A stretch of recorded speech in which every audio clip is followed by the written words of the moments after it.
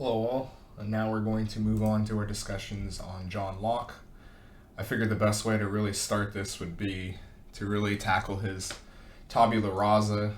I think, if you grip with that, you can kind of see the pivots he's going to make towards, his views on God, his views on the senses that are granted to us through God, and from that, his theory of ideas, and then to that the political and the social contract and etc. So I figured if we're going to tackle tabula rasa, we can go back really to, I'd say, although he likely got this from Descartes, he's a big Descartes respecter after all. I think if you really look at tabula rasa, though, you could think back to the idea of like wax and its indention and impressions of the print. And so you get the idea of the blank slate, just like the wax. You can have impressions and indentures and mess with the properties of the wax, and much like that, that is how our relationship is with senses and our perceptions, and how we ultimately will look about the world. And so Locke is trying to, in a way, kind of challenge us to, nonetheless look beyond that, though. He wants to try to find a sort of objective, reasoned sort of way of living life and going about, social contracts, to try to, detach ourselves from these Faustian drives, if you will, as he would likely and did critique. That sort of opposure to innateness that he harks back to, throughout his philosophy. It's because he wants to, tame and, use the Puritan cultural mandate that goes back to, Baconianism, right? That's sort of, we as human beings should rule over nature. We need to rule over our senses and live the sort of rational life to come out of that. And so that requires, obviously, your sort of detachment to be able to think. We need to reflect. And so, we step out of our identities to be able to see this sort of objectiveness towards the sciences and society as a whole. And so his, sort of reasoning for why we're able to do that, of course, is through God, in the sense that God, gave us these, senses, and being able to use them to develop a sort of, simplistic idea, which then can be aggregated out of into a sort of complex theorem for a subject matter, or whatever the case may be. He's kind of taking that Descartesian sort of way of his arguments of not being trusting and seeing to not be deceived. In his sort of line of reasoning, he's kind of doing his own spin of that. And obviously, out of the tradition and starter of the Enlightenment, in many regards, he wants to counter that sort of systematic knowledge that Leibniz and even Descartes, in a way, went towards. He does ultimately, though, see knowledge as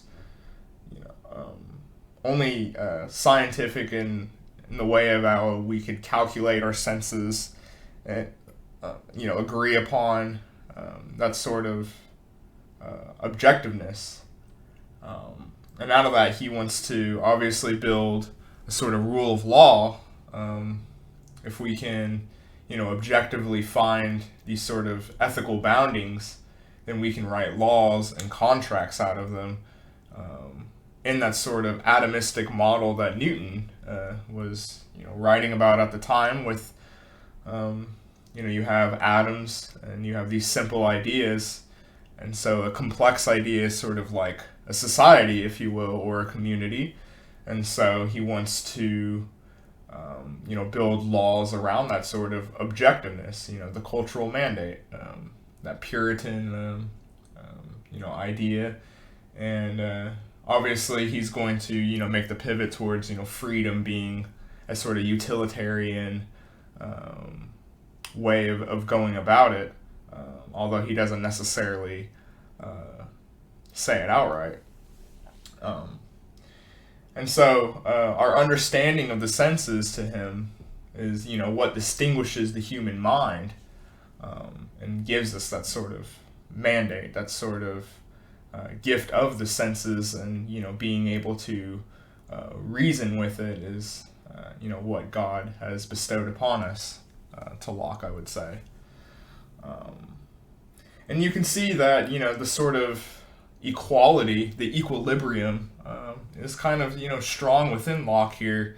The implicit of assumptions of trying to like equalize our sort of senses, and trying to detach ourselves from, innate ideas, innate knowledge, as he was opposed to. He would say that none of those things happen or are real because, of course, we don't have these sort of universal concepts, at least to Locke. And so if you don't have universal concepts, then they're not innate ideas, to Locke. Obviously, there's a lot of datedness to a lot of these ideas if you want to look at it from, psychoanalysis or modern psychology, etc. I think this sort of tabula rasa, of course, doesn't really stand to the test of time, perhaps. But nonetheless, I do think perhaps on a, philosophy of life level, you can see why Locke is doing what he's doing in his time. He's trying to, make peace in that kind of Hobbesian sense. Let's not forget, the Anglo, right, has a long history of, having their elite class literally butchered in front of them and replaced, which comes with, the sort of geopolitical structures out of that, and realities. But, that's been a different theme for a different video. But, nonetheless, I think he's trying to, make peace with, the religious ongoing conflicts and, state of, you have these different worshiping sects within these communities. And, if you, pray to, a certain belief on, one part of this area and you go to another area, it's not as friendly. And so obviously Locke is trying to, compromise and, make peace, despite the sort of antagonism around him. And I think, that sort of tabula rasa towards history, towards, day-to-day life, I think there is some sympathy, even though we don't necessarily and should oppose it as a, let's not forget our kind of, what we're trying to do on this channel here. Let's not get ahead of ourselves. But I do, I didn't want to just beat up on Locke all day. There's been plenty of people who have done that over the years. So, I do think that there is some, redeeming qualities here to look at sort of philosophy of, your personal life of, trying to make peace,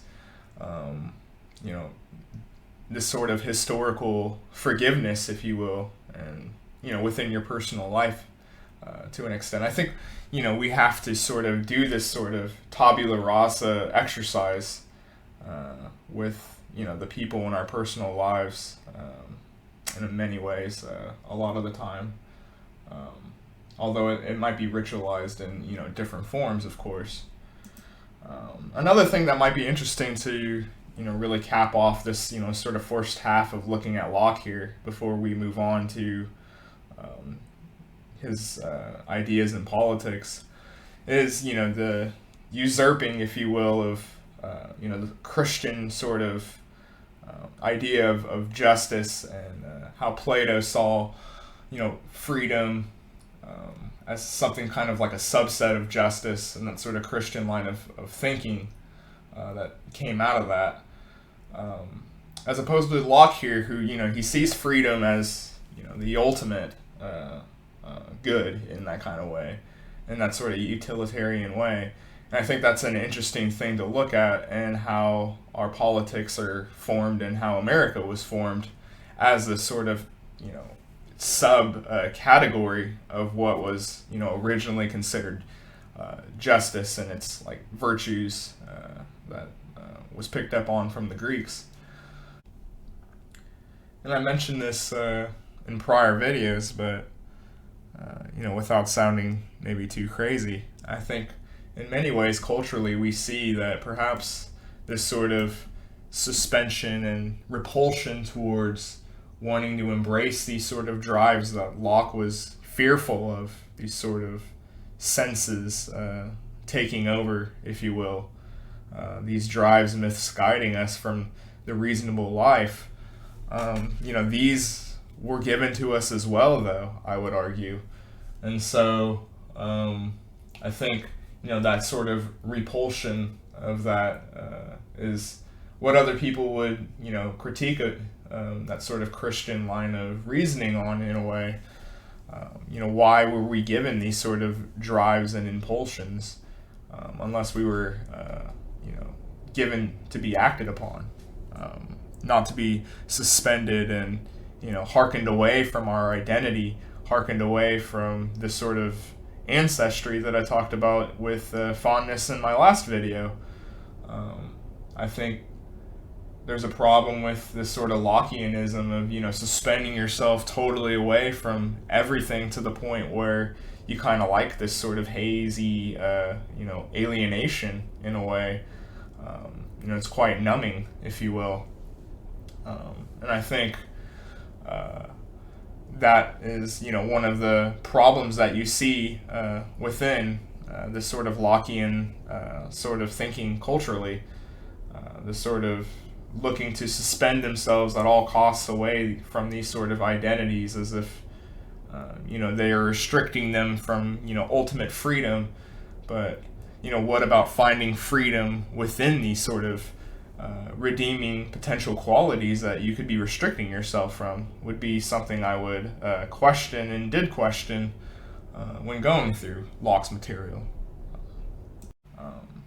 Another thing that maybe would be interesting to point out to end as well is you can see that sort of drive back toward the Hellenistic, Stoic attitude, just like Descartes was doing. And you usually see that happening. We always pick up back to the Stoics when it seems we're trying to ease our mind, and these sort of religious conflicts come to mind, or how the pagan gods were indifferent to us in their sort of context as well. But yeah, thanks for watching, guys. I hope you guys enjoy these Locke and future Anglo thinker videos before we get back to other continental thinkers.